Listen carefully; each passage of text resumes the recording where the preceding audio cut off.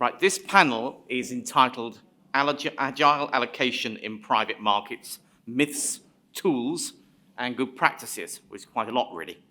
And what we discovered in preparing for this panel is that this is a sort of buy one, get one free offer, in that 3 of the panelists very much focus, almost exclusively on, perhaps entirely exclusively, on private equity allocation.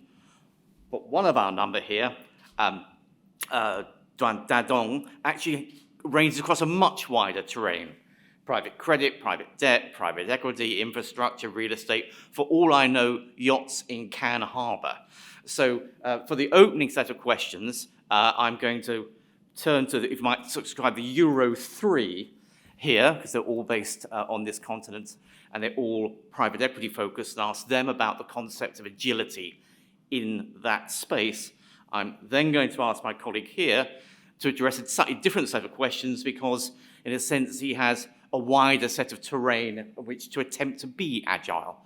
And then we've done that, I'm going to ask a few questions which I think are common across the whole reach of private equity and private markets. But before I do that, I'd like to invite the panelists to introduce themselves and their quite astonishing institutions, asking first of all, Nathalie. Yes, hi, good morning. Nathalie von Niederhuizen. I'm based in Zurich, so very much European, although some people might debate if Switzerland is Europe or not, but yes, definitely European. My role at BlackRock Private Equity Partners, I'm the head of Europe. BlackRock Private Equity Partners manages over 45 billion, and a good portion of that is allocated to private equity in Europe. And then Louis. Yes, hi, my name is Louis Flamand. So I head the London-based private equity team of MetLife Investment Management that covers Asia and Europe private equity. So MetLife, we're a global life insurance company. We have roughly 700 billion of assets under management. And in private equity, we have a total $20 billion of exposure. That's 15 billion of NAV and 5 billion on unfunded commitments. We deploy roughly 2 to 3 billion per year in private equity, mainly through primary fund commitments and equity co-investments. Marleen? Hello everyone, my name is Marleen Dijkstra. You'll try another mic. Is this better? Yeah. Yeah. Okay, sorry about that. I'm with Alpinvest Partners. We're a global private equity player with 65 billion of assets under management. I'm responsible for the European primary program. Have been doing that for the past 13 years, actually. And very excited to be here. I'm based in Amsterdam. Fantastic. And finally, Dadong. Good morning, everyone. My name is Dadong Yan. As you can tell from my accent, I'm from the US. I'm based in Boston. I work for MassMutual. We are a life insurance company. We've been around for 170 years. And myself and my team, we look after our general investment account, which is over 240 billion US dollars. Right. Splendid. So, as advertised, if I start with the Euro 3, as I've christened them, those who are predominantly involved in private equity rather than anything else. Agility. How agile is it possible to be with private equity investing when the pressure is surely for continuous and consistent deployment? Who'd like to start? Do we go again? Yeah, this row? Exactly. So, well, I think, as you just mentioned, I think there are better, asset classes to be agile than private equity. I think, our mantra, and I think everybody's mantra is just to, consistent deployment of capital. Don't try to time the market. But I think, and, we'll talk about that in a little while. I think there are different ways, obviously, how you can access private equity, being on the primary co-investment on secondary side. I think the primary really is a lot about, market coverage, planning, long-term commitment. So there, I think, the agility is limited. I would say, obviously, you can commit, more in 1 year and maybe less in another year, but the agility is definitely, limited there. Co-investment secondaries, I think there you definitely have the opportunity to dial up and dial down. In every year you can emphasize, a more resilient sector or not. But having said that, I think you're still dependent on deal flow, right? If pick up, the large cap is not happening, and you can, you want to allocate as much to large cap as you want, but if there is not the secondary or the co-investment flow, you cannot do it. So I think maybe, what I would suggest, or, agility, maybe to flip it into flexibility. I think the more flexible your program is set up, the better you can actually respond to the market movement. So when I think about flexibility, one is kind of investment guidelines. And I think what we have experienced, the narrower your investment guidelines or the more targeted you are, the more difficult it becomes to have this flexibility. So, 13.58% into DACH primary, I think that's a really difficult, task to achieve. So if you have enough flexibility in investment guidelines, this definitely helps to be more agile. I think the other part is, really broad deal flow. So emphasize on having as much deal flow as you only can to really also steer and put, emphasis on different sectors, investment styles, strategies, and what have you.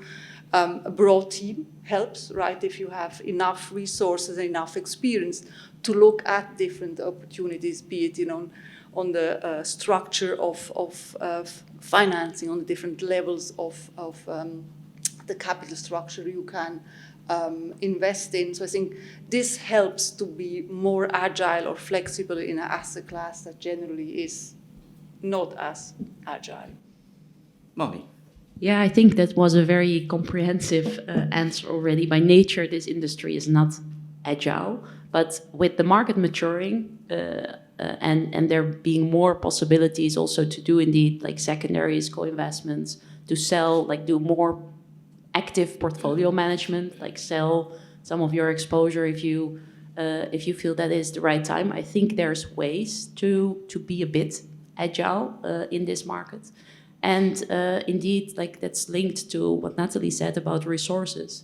But having an internal process or the right process in-house to be able to move quickly if opportunities are there and sort of to jump on them and to be relatively sort of smooth and quick if the right opportunities are there, I think is also a way to deal a little bit with that sort of otherwise pretty not agile market. Yeah, I think at MetLife, clearly for primary fund commitments, we actually are not really agile. We're actually trying to deploy capital steadily, so same amount of capital every year into buyout and venture capital strategies. And that's because you can't really guess which vintage is going to perform the best. Now, where we try to be more agile is in special situations, especially on the distress side. So, for instance, but it's very difficult. It's like I have one example in mind, which is when the COVID-19 crisis started. And so there was a short window of opportunity in distress, and we were lucky to have one manager we like in the market raising a distress for control fund, but that manager had a first close. So they already had dry powder, they could deploy and benefit from the opportunity. So I'd say we did it, we were agile, we committed to that fund and got exposure to that short window of opportunity. But I think that example also shows how difficult it is.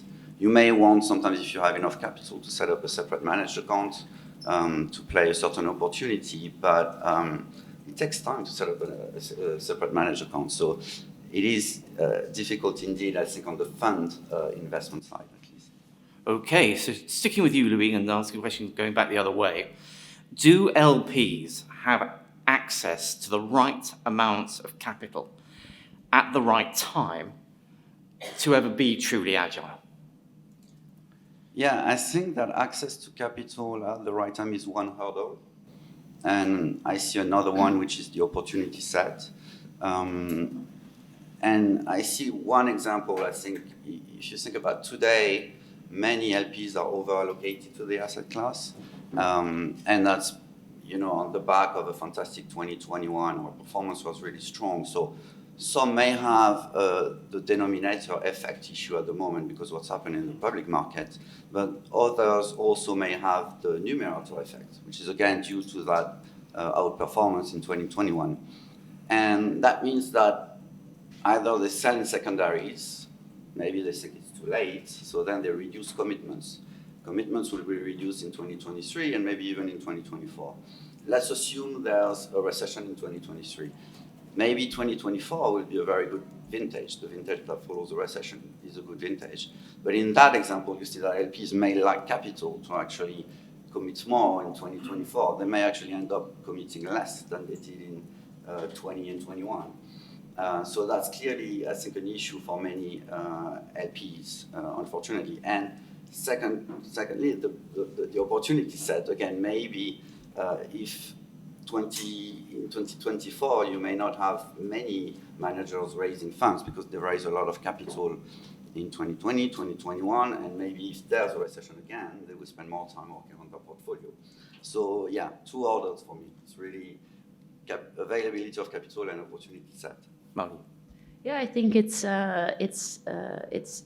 you're exactly right. Like I think if I look from our perspective, Alpenvest is very constant deployer of capital across sort of years. I think generally, also if I look at the primary side, we're now committing around 2 billion in primaries a year. So I think that capital is there, like we're deploying it. It's much more also like, are the right opportunities there in the market at that point in time? And if we sort of look back, this is quite some time ago, the global financial crisis, 2009, we were all sort of very worried where the market would go, and we all wanted to invest in distressed managers.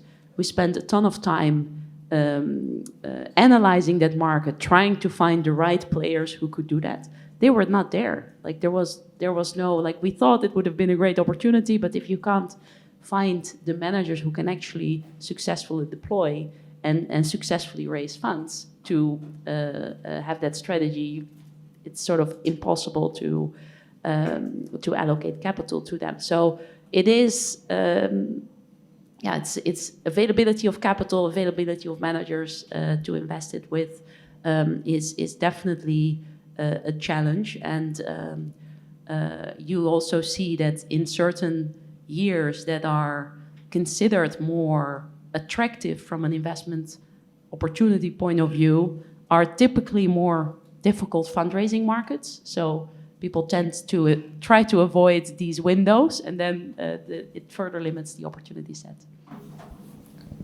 Yeah, I think we have seen less of the stop and go that we have seen, in the last 20 years. I think the industry, the LPs have matured, and especially as you just mentioned, Marie, in kind of the stop and go during the great financial crisis, where everybody was like frozen for 2 years, and then hindsight, you look back and say, "Damn it, I should have done more."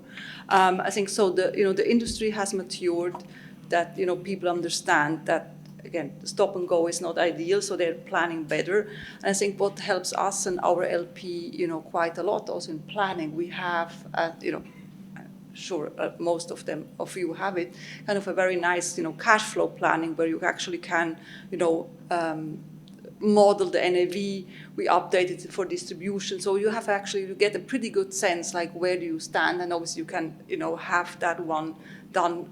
Several times again and again with different scenarios. So it should be one should be able to plan kind of the capital spend, better than it was, 15, 20 years ago. So there's still kind of, all the issues we have said, I think we have all matured to have a bit more a longer-term planning. Okay, Marlene touched on this briefly in opening remarks. Secondaries. To what extent are they the potential solution or even a silver bullet to the agility dilemma? And will that be more true in the next 2-3 years ahead if we're assuming somewhat less joyous economic times are going to be with us? Actually, why don't you start this time, Marlene, and we'll go that way, and that way. Yeah, I think, clearly the secondary market has grown dramatically over the last couple of years. And I think with the industry growing generally, I would expect it to continue to play a meaningful role. And I think it's actually providing a solution in many cases to indeed like LPs who have overexposure issues or need to sell their portfolio. It's actually great that there is a market to sell those with players that are actively interested to take on those positions. We also obviously see a very big growth in continuation vehicles, and sort of it's becoming a exit route for GPs as well on individual portfolio companies, which I think is something that increases it's a sign of maturity in the industry. I think it's also increases the competitive pressure on those processes if there's more players. So you could argue it's a positive thing for primary fund investors as well, if it's used in the right way, and if there is sort of a legitimate route to do that as a GP. So yeah, I think it's here to stay. It's here to grow, but definitely to be used in the right way. Yeah, no, yes. I mean, it's here. It's big. It's something everybody uses. I think that the unfortunate part is that obviously when do you should be maybe all the time, but you should be actually counter-cyclical, right? I mean, now it's rather the time to buy than to sell. So that's just the other way around. So if you have the ability and you not have the pressure to sell into more a harsh market to create liquidity, I think it's actually a very nice thing that to play it just the other way around. Ideally, right? The last 3-4 years were great to sell off portfolios. Just, portfolio management, streamline your portfolio, sell them at really nice NAVs. Today, I think, not quite sure if we would really lean in and sell big stakes of LP commitments right now. So I think it is a way, but again, you have to be careful how you use it to generate liquidity or capital to be deployed freshly. Yeah, no, I agree with everything Marlene and Natalie have just said. I don't have a lot to add. I would just say that indeed secondaries and I think also equity co-investments are the two strategies that really allow LPs to be agile, much more than primary fund commitments, basically. Excellent. Now, you've sat here very patiently, Dadong, so I'm going to turn to you. How do you manage the freedom to range across such wide territory you've got? Is it a blessing or a curse to be able to be in so many places? Yeah, I'll start off by saying it's a challenge. Hopefully, this is not a one-word answer. But really to take a step back, right? What are we talking about here? So if we look across private markets, and I spend the vast majority of my time on the private markets as well as on alternatives, it's gotten much more diverse, and it's clearly matured over the last number of decades. So while we've talked about private equity, we've talked about secondaries. I would actually even say secondaries should be broken down further, whether it's GP-leds, as we've hit on, the LP secondaries, as well as you think across what asset classes are they. We traditionally talk about PE secondaries. There's real estate secondaries, now infra secondaries on a smaller degree, and then also private credit secondaries. You see some funds being launched targeting specifically private credit secondaries. So from our perspective, you look at the breadth of each of these individual asset classes. And that's even before moving on to, let's say, real estate, right? Tim, your opening remarks, I spend a significant amount of my time on real estate as well as infrastructure, and then all the way over to private credit, which, candidly, I think is being used very broadly. Once again, everything when people see, oh, it's high up in the capital structure and it's private, it must be private credit. I don't even know what private credit means anymore, because to some people it means mid-market direct lending, and they use it synonymous with private credit. To others, it means opportunistic credit, maybe a little hairier situations, complex situations. To others, it means asset-backed loans. It could mean esoteric assets. It could mean niche strategies. So really the point I'm trying to highlight is if you look across the entire spectrum, just how diverse and how different each of these asset classes are, really to make the point of the challenges, right? As we talk about the benefits of being agile, there's clearly also challenges of making sure that we keep up with the trends that are impacting each of these individual asset classes. And to add on another layer, to do that globally. right? Realizing that we're here in Europe today and talking about some of the challenges facing Europe may or may not be relevant to the US, may or may not be relevant to Asia. And so when you're in each of these geographies, talking to GPs in these geographies, overlaying a macro theme and impacts of various macro events, it's not the same in each of these geographies. So how do you balance long-term strategic allocation with the more agile short-term tactical decision-making? Yeah, so taking a step back, if we can just simplistically, right, think about the two of these on a graph. So first, in my view, a long-term strategic asset allocation, just imagine a line, that's the direction you're going in, and an arrow at the top of the line. That's the direction you're going in. However, you need to have the agility and the flexibility to basically go up and down around that line. I'll use my math joke here. It's like a sine wave or a cosine wave up and down that line. And so that's what we mean by short-term tactical asset allocation. To use an example, I think we can all think back to March 2020. It's been referenced by some of the other panelists as well. I'll use an example here in the US. We had a lot of managers who saw the opportunity for what we call TALF 2.0.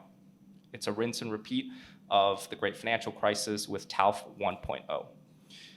Sounds very agile, makes sense. There was an opportunity set. However, now we'll get to the however, during that short period of window where the opportunities were available, most managers were actually fundraising. They did not have the capital ready to deploy. And so what happened? I think we all know what happened, which is market took a very quick rebound, and by the time the capital was raised, the opportunity set had largely dissipated. So I think that really illustrates the point of you need to have capital ready for short-term tactical asset allocation and short-term opportunistic investments. Because oftentimes, by the time you raise the capital, if it's a short, kind of flash in the pan type of opportunity, it's gone by the time your capital is raised. Excellent. And finally, on this one-on-one inquisition, what do you think the consequences are, or the advantages are, of being, as you are, a permanent capital vehicle? Yeah, I'll be brief on this one. I think, I've just kept on talking, so I'll be brief on this last question. I think permanent, really, Tim, going back to your question, the key here is on the word permanent. And many people in this room, many people in our industry use the word permanent differently. And so I'll give you my view, realizing that it's not representative of everyone's views. Permanent, to me, it means that you've been around for a long period of time, right? So as I think about our capital base, to be permanent, you have to be around longer than anyone in this room.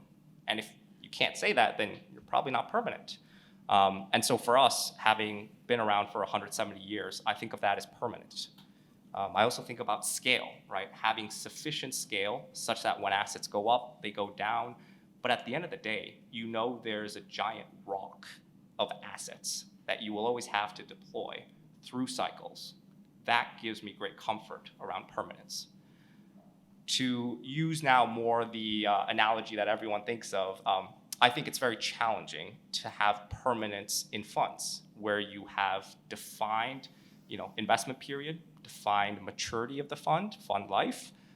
It's also, I think, just as challenging even if you talk about open-ended funds, right? Because there's redemption features, and if you have the ability to redeem, then I would argue that vehicle is not truly a permanent capital vehicle.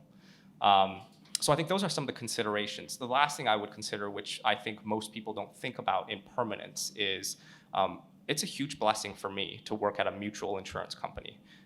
We can invest for years and decades, and I'll go as far as to say centuries, because we don't have quarterly reports, and we don't have a stock chart that goes up and down, and we don't have analysts who are expecting a certain EPS every single quarter.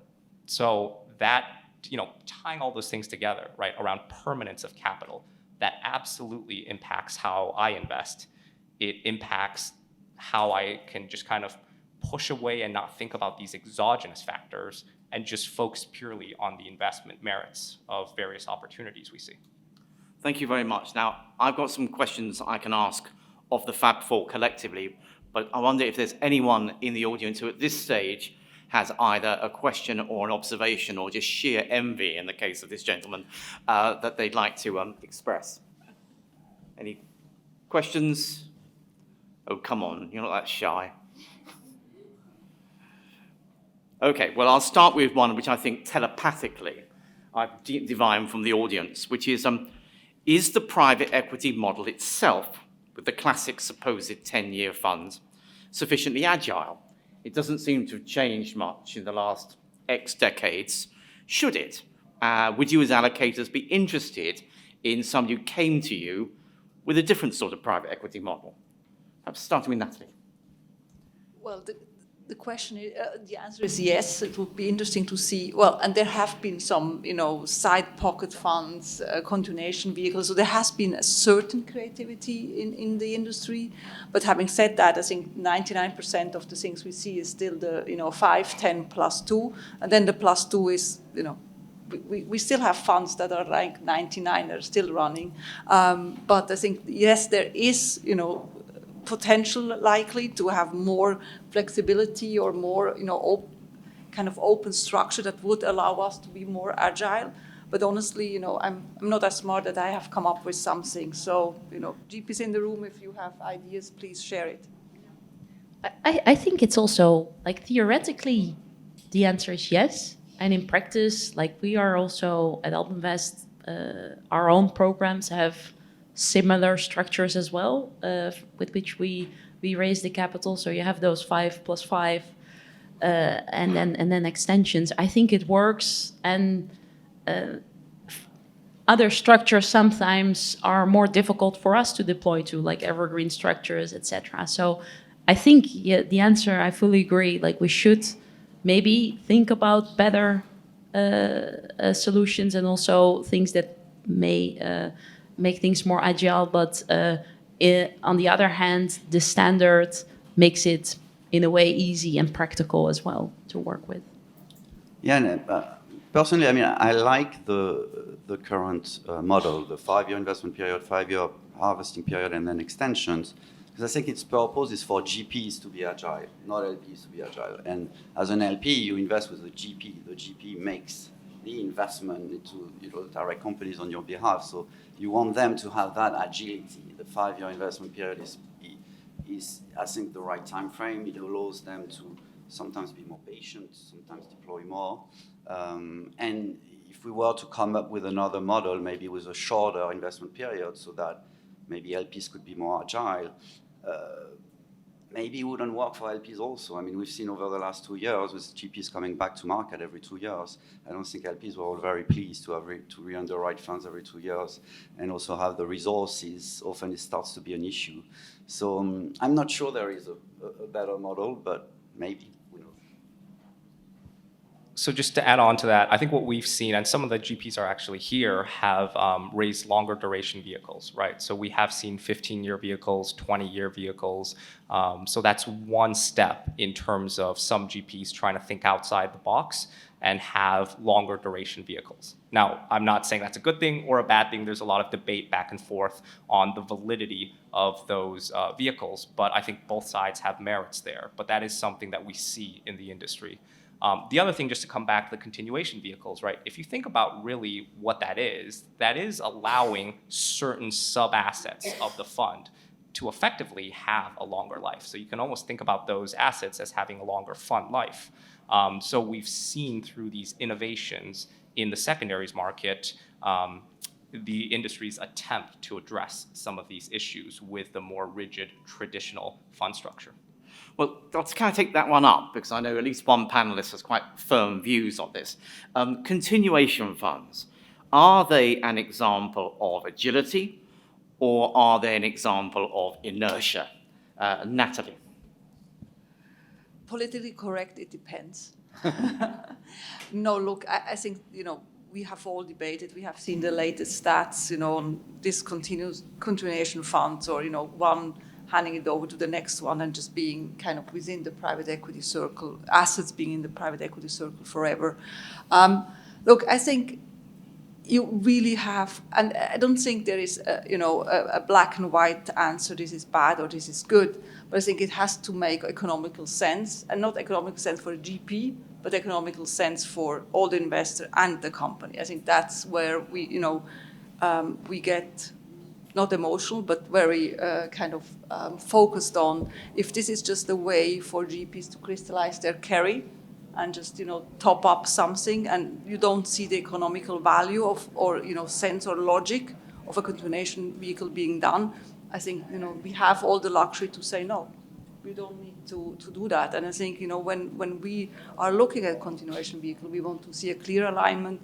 There is not millions of carry being taken out by the GP. We want them to roll significantly. We want to see a business plan. Why this makes sense to hold the asset longer. What's what's the rationale and what's in for us and for the clients, of course. Yeah, and I think I agree. It depends, but we all know, I think, some very good examples where it makes complete sense to have a continuation vehicle if you're entering sort of the end of a fund term, if the sort of concentration limits on that specific company are almost reached, and you have a clear business plan to be able to further grow that company. If there would be more capital to deploy, I think that could be a situation where, well, it's the right thing to give existing LPs the choice, like, do you want to hold on to this asset, or is it for you the moment to get liquidity? And then continuation vehicles are actually a solution to that, because it allows the GP to continue work on the company they know well, and gives both liquidity and continued exposure depending on what people want.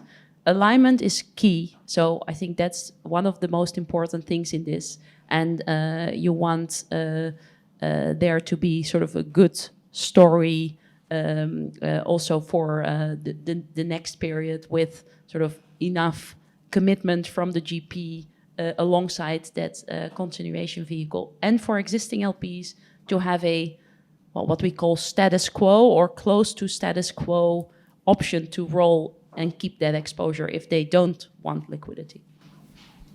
Yes, I agree. I think continuation funds offer, it's an opportunity for LPs to be more agile on the sell side. I think also when the fund is getting close to the end of its life, you're likely to get a better pricing through a continuation fund versus selling your interest in the fund. And that's because with the continuation fund, you get another equity story, a new 5-year equity story. So that should be priced. And so that gives actually a better pricing for liquidity for LPs. Now, there are pros and cons. I think generally speaking that continuation funds were created in an environment where the negotiating power on legal terms, etc., was really on the GP side.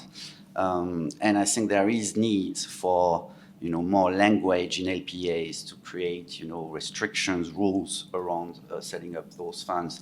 And I hope that with the environment changing, maybe the negotiating power is going to rebalance a bit more towards LPs, and that we all start actually to ask for more rules and restrictions around them. And I agree with the panelists, and just to tie together the comments of the panel, right? I think it's very challenging to have a one-word answer or exactly. Not all of these GP-led, not all of these continuation vehicles are the same. So I think what the panels tried to illustrate is there are questions you need to ask. There's quite a number of things to diligence, but there is absolutely no set rule for every single GP-led or continuation vehicle.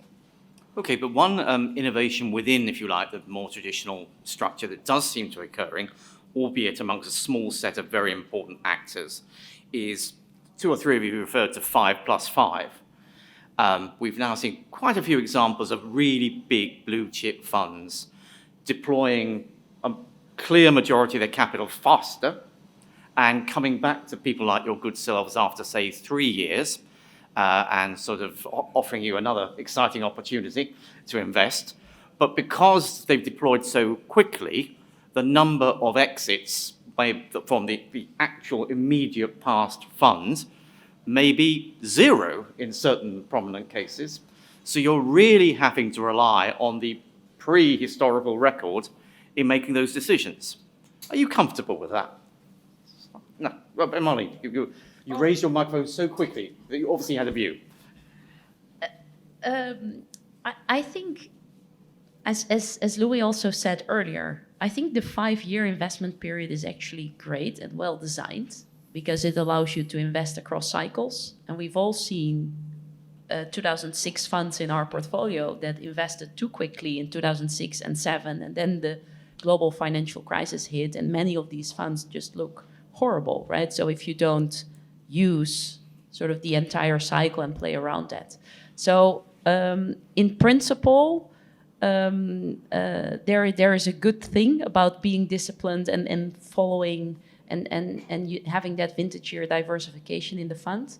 I think the last couple of years that's been more rare, and many GPs have been much quicker deploying the capital. That's, I think, also a sign of the markets having been very active. There was a lot of deal flow. There was a lot to choose from. Time will tell if it was a wise decision to deploy so quickly. And I think if you also look at many LPs' positions these days, it's not sustainable to keep raising every 2 years and to expect that LPs are ready to give you sort of, again, a bigger amount of capital and to go with that flow. So my expectation would be that we reverse back to some sort of, maybe it's not 5 years, but 3 to 4 year cycle instead of 2 to 3 year cycle, which then also increases the vintage year diversification and allows LPs to plan a bit better. Natalie, next to you. Yeah, I think on the exit front, so yes, I think the now raised funds, they will not be deployed in 2 years. And then they prove me wrong and they do it. But anyways, my guess is we are back to normal, whatever normal is, 4 years plus deployment rate, for the cycle to come. I think what, we like to, be consistent LPs with our GPs. So we are with them for quite a long time if they, deliver to us. So I think also if, the current fund doesn't have exits, I think we have a longer term view. We see kind of how they have deployed, and exited over cycles. So yes, we get comfortable on the past track record, but obviously, if you don't have exits in the current fund and it was, deployed very quickly, you have to spend quite a lot of time on the unrealized current portfolio, reference call with CEO. We do kind of a re-underwriting of the portfolio. We adjust, the current multiples and so on and so forth. So there is obviously, the less exits you have, the more time you need to spend on the unrealized portfolio, understanding really the quality of the assets, how resilient they are, what's the leverage structure, and what have you. I think there you can get additional comfort out. Yeah, I think that indeed the fact that managers are coming back every 2 years it's making our due diligence work more complicated. Because again, as you said, there is a lack of liquidity, lack of exits, but also it also means that with the same resources, you have a lot more work, and so less time for each due diligence exercise. So that's another issue. And then another issue I see in the current environment is that COVID-19 crisis period, which is there are loads of unexpected specificities of that crisis that you couldn't predict, their impact on portfolio companies. And I think some GPs have been lucky and some have not been lucky. And it's our job to just, I think, dig in portfolios and try to understand, okay, why didn't it go on plan? Is it bad luck because of, again, COVID impact that the manager couldn't expect? Well, they did really well, or their performance was boosted by COVID-19, etc. And you don't have, again, going back to that flow of re-ups, you don't have enough time to actually dig in sometimes. So I think it's actually, everyone has done really well in the market, and it's a difficult environment for due diligence, generally speaking. Yeah, and just to highlight 2 points from your question. One, I think, having realizations and being able to point to those realizations is good, but as many of the other panelists have said, we look for a longer term track record. So you could point to not just the prior vintage, but the vintage before that, or prior vintages even before that. So having a long-term track record, I think, is important. It's something we always look for, and so it mitigates some of that reliance on the near-term realizations. To the second part of your question, I actually wanted to highlight something that was addressed, which is, yeah, it is putting a strain on the institutional investor community because these GPs are coming back, one, quicker, and oftentimes they're drawing capital faster. And so as you think about, the entire LP community, we have our budgets, we have our general sense of how much capital is going to be called. If you pull all of that forward, then it's clearly going to impact decisions on future allocations. And, that's the open question is, do LPs ultimately now expect their capital to be called going forward for, in 1, 2, 3 years, as opposed to historically 5 years? And if that's the case, how does that impact each institution's allocation policy going forward? So I think you're not going to get a homogeneous answer for that question. Every institution is going to deal with that differently. Splendid. Now, can I offer the audience one last chance to pose a question, make an observation, a comment of any form? God, a lot of people were sleeping on the beach last night, weren't they? Right, very good. Okay, then I will conclude with a question for you. There's been a lot of discussion in and around this whole IPEM event about the macroeconomy and about economic uncertainty and about what people should plan for, and is it a short, sharp recession, longer, rest of it. You and your institutions are incredibly important players. You're part of the game. You're not outside the game. Is there a risk that if a collective consensus emerges that we are heading to recession, that you start to engage in different sorts of behavior on the light of that sort of assumption that actually makes that recession a self-fulfilling prophecy? I don't think so. Okay. I would say no. I would go back to what we said earlier on this, that we really seek to deploy capital steadily. Every year, the same amount of capital. That's ideally what you want to do. And even if there's a vintage, if you think, you may think, okay, you commit to a fund now. First, the question is, when is it going to be activated? And with the use of bridge financing, etc., maybe the fund that is still live is going to take more time to deploy if there's a recession hit. So you don't really know when it's going to be activated anyway. So don't try to time the market. And then there's a full investment period. And you don't want to miss also the great managers you're already with. So it's just fund selection is also very important. So I don't think, no, I don't see, even if there's a consensus that there will be a recession next year, I don't think it should have an impact on behavior of LPs on the primary fund commitment plan, I think.